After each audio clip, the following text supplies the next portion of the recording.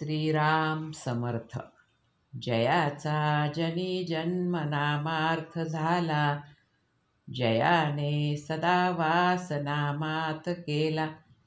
जयाच्या मुखी सर्वदा नाम कीर्ती, नमस्कार त्या ब्रह्मचैतन्य मूर्ती.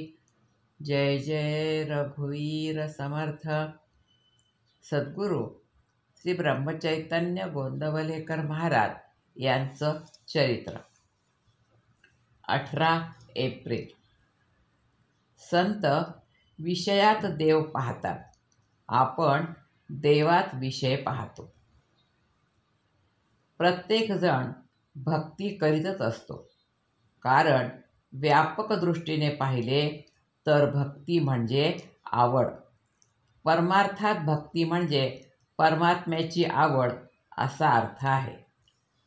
सर्वांना विषयाची आवड असते, तेव्हा सर्व लोक एकपरीने विषयाची भक्तीच करीत असतात. विषयाची आवड ही देहबुद्धीला धरून देहबुद्धी वाढवणारी आणि स्वार्थी असते.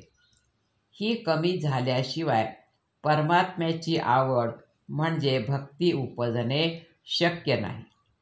याकरिता भक्ती मार्गातली पहिली पायरी म्हटली म्हणजे मोबदल्यारहित निष्काम निस्वार्थी परमात्मस्मरण करणे, आणि शेवटची पायरी म्हणजे आपण स्वतःला विसरणे, देहबुद्धी विगलित होणे ही होय.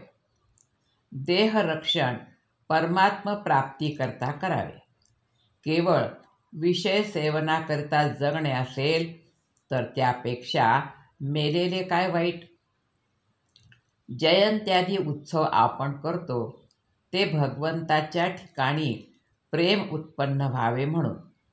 मुळात प्रेम नसेल तर ज्याच्यावर प्रेम असते त्याला आपण जो उपचार करतो तो उपचार करून प्रेम आणायचे असते. प्रेम आणि उपचार यांचा अन्योन्य संबंध असतो. या उपचाराने भगवंताशी संबंध वाढतो आणि त्यामुळे भगवंतावरचे प्रेमही वाढते. आई आपल्या लहान मुलाला दागिने वगैरे घालते. त्याचे त्या लहान मुलाला काही सुख नसते, उलट थोडे दुःखच वाटते.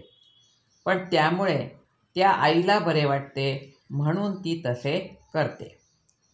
भगवंताला आपण दागिने वगैरे घातले तर स्वतःकरिताच होय. वास्तविक भगवंताला काय कमी आहे. संत विषयात देव पाहतात, पण आम्ही मात्र देवात सुद्धा विषय पाहतो. रामाची मूर्ती काय उत्तम घडविली आहे, देऊळ किती सुंदर बांधले आहे वगैरे आम्ही म्हणतो. आमची वृत्ती विषयाकार बनली म्हणून आम्हाला जिकडे तिकडे विषयच दिसतो. संतांची वृत्ती राममयच असते, त्यांना सर्वत्र रामच दिसतो. 13 कोटी जप केला म्हणजे रामदर्शन होते असे म्हणतात.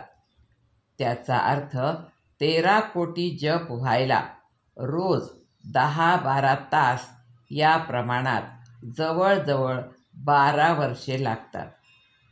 इतका सतत ध्यास लागला म्हणजे ते रूपच तो होतो. नाम कधीच वाया जात नाही. केव्हा केव्हा एखाद्याला दर्शन होत नाही, तेव्हा त्याचे नाम दुसरीकडे खर्च झाले असे समजावे. मग ते विषयप्राप्ती करता असेल किंवा त्याचे पूर्वपाप घटत असेल. विषयाकरिता नाम खर्च करू नये, नामाकरिता नाम घ्यावे. आजचे बोधवचन. नाम आपले सर्वस्व वाटले पाहिजे. जानकी जीवन स्मरण. जय जय राम. श्रीराम समर्थ.